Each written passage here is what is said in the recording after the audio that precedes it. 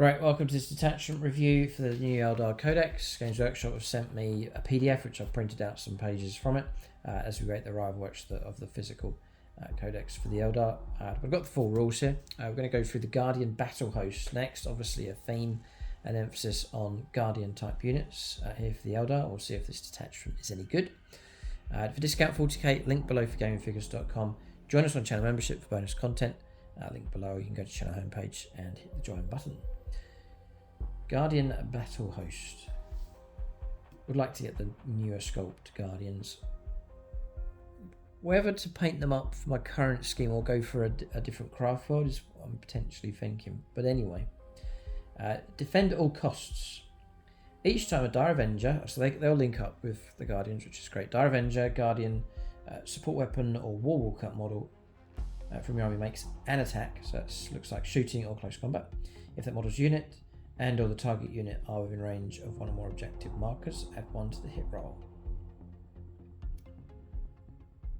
If that model's unit and or the target unit within range of one or more objective markers is +1 to hit roll. So if you're in range of the objective marker that you're about to shoot with that unit, or the opponent's within range of the objective marker, it's going to give you +1 to hit rolls. It's for a good spread of units, all the Guardian units. Dire Avengers are going to get it as well, which is great. Warwalkers and support weapons. So yeah, it's good. It's a good detachment roll. Craft World's Champion. It is good because it's +1 to hit roll for shooting and close combat. If you've got a lot of those units, you follow the theme, then you're going to get some pretty good rewards. Craft World's Champion then next. We're looking at enhancements next. So Suriani model only. The bear has an objective control characteristic of 5. So helpful enough, especially if that unit's assigned to go after objectives. Ethereal Pathway. Suriani model from your army. In the deploy army's step, select up to 2 Guardians units from your army. Models of the selected units have the infiltrator's ability, so you can infiltrate with Guardians. Great. Protector of the Pathways, or Protector of the Paths. Suriani model only. Whilst the bearer is leading a Dire Avengers or Guardians unit, once per battle round, you can target the bearer's unit with the Fire Overwatch stratagem for 0 CP.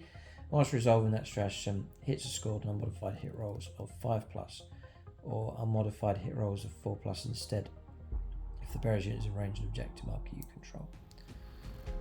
So again, not too bad. And then Breath of Val next. Suriani model only. Whilst the bearer is leading a Storm Guardians unit, each time you roll to determine the number of attacks made with a flamer equipped to model that unit, you can re-roll the result, and each time you make a damage roll for a model equipped with a Guardian fusion gun, you can re-roll the result. Yeah. Okay. A little bit of help with that one.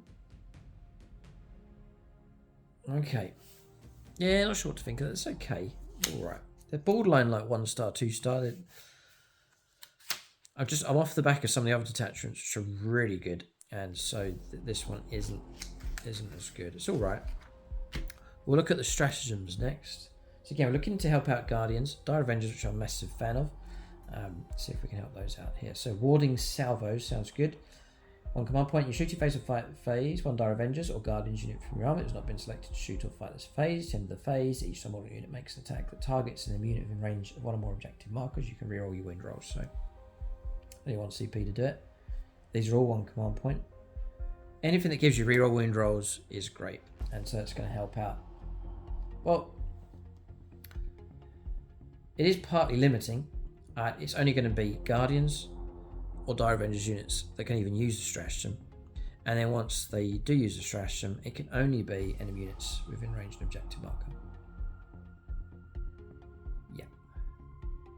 So it is quite limited in its scope. It's good enough and it's cheap at 1 command point, but it is quite limited. Next is shield. I was going to say noodles. Shield nodes. Your opponent's shooting phase or the fight phase just after an enemy unit is selected its targets 1 Dire Avengers or Guardians unit from your army that is selected of 1 or more of the attacking unit's attacks. If your unit is in range of 1 or more objective markers, the whole thing about objectives is Guardians defending objectives with Dire Avengers. This is the theme. Whilst you're doing that, To the end of the phase, each time attack targets your units, -1 to the wound roll. Okay, so -1 to the wound roll. It's okay. It's going to help you a little bit. It's a little bit like -1 to hit roll. It helps a bit, but there's not much to it. Next is Vol's Vengeance. Your opponent's shooting phase or fight phase, just have an enemy unit just destroys a Dire Avengers or Guardians unit from your army. You only get this reward when your unit's actually completely destroyed. The target is for one of your Warwalkers units from your army. After the enemy unit has finished making its attacks, you can shoot as if it were your shooting phase. But when resolving those attacks, you can only target the enemy unit, only if it's an eligible target. So you've got to fire back at the unit that did the destruction. It's not really one you plan for. You've got to react at the right time. But it's hard to plan around this unit's going to die and then I'll get the bonus. So you just kind of take it as it comes. It's hard to build a strategy around that one. And then restrictions, you can use a stratagem once per battle round. So Vol's Vengeance. I'll give it one start. I just think it's not going to come up too often. And there's a big danger you're just going to forget to use it in the heat of the moment. Next then, Time to Strike. 1 command point. This is done in your movement phase. A Storm Guardians unit from your army has not been selected to move this phase. To the end of the phase, each time your unit advances, do not make an advanced move or advanced roll. Instead, at the end of the phase, just add 6 inches to the move characteristic models in your unit. Till the end of the turn, it's eligible to shoot and declare a charge to advance. That's a much better one. So, Storm Guardians add a fixed 6 for your advance, and you can still shoot, and you can still charge. So, it's a really good one. I haven't put it to 3-star or 3 ticks here because you're playing it on a unit isn't really that great. So whether it's the good value or not, but it's a mighty stretch available in that, which I'm sure is going to be helpful. Blades of Asurian. In your shooting phase, select one Dire Avengers or Guardians unit from your army. It's not been selected to shoot or fight this phase.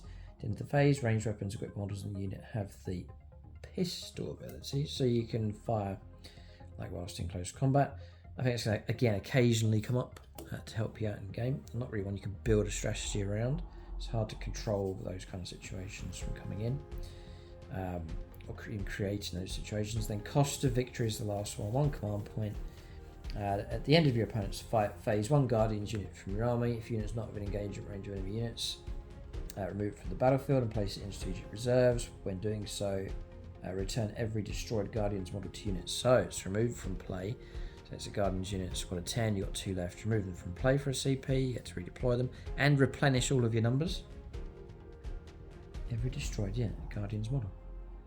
Good fun, really good. 2.5. 2.5 that one, that's a really good, that's probably my favourite one. Just being able to resurrect models as well. Okay, so the Battle Host. It's an alright detachment. I think there's others that are just a league above in strength. But you kind of, if you're going to theme your armies, you kind of have to go down the set path. It's not like you have all these divergent detachments and you can equally put any of the unit types into each and just play in different style. The common theme for detachments now is certain unit types need to go into these detachments. It does kind of funnel you in a certain direction. So it's not an all-encompassing set of detachments. You do have to like specialize in what you're going to go for. So it depends on what you like, collecting and so on. And as to which of the detachments is the best, it's a pretty good idea. There's ones that are hard to beat. Do check out the old videos. I'm just doing one detachment at a time, just going for each of them, and you can pick which ones you want to take a look at. Pick out the ones that you think are the strongest and so on. What you're thinking of building your army around. I've always played Eldar where I'm taking a mixture of units, picking and choosing what unit types I like. But with these new detachments, you are sort of specialising away from the index cards, which is all the units get to reroll hit roll. They all get to reroll win roll, and it doesn't really matter what you pick. Now you're starting to get certain paths set out for you themes for your collecting. So you've got to bear that in mind. You really are just sort of taking the unit choices and then fitting them into the appropriate detachment. So if you're a fan of Guardians, this is like the natural choice. It's an okay detachment. Give it about a 6 out of 10. But there's certainly other better detachments out there from the new Eldar book. Keep a lookout for more videos here for the new Eldar content. The Codex, gamingfigures.com, link below for them. And then join us on channel membership for bonus content. Thanks for watching. Tune in next time.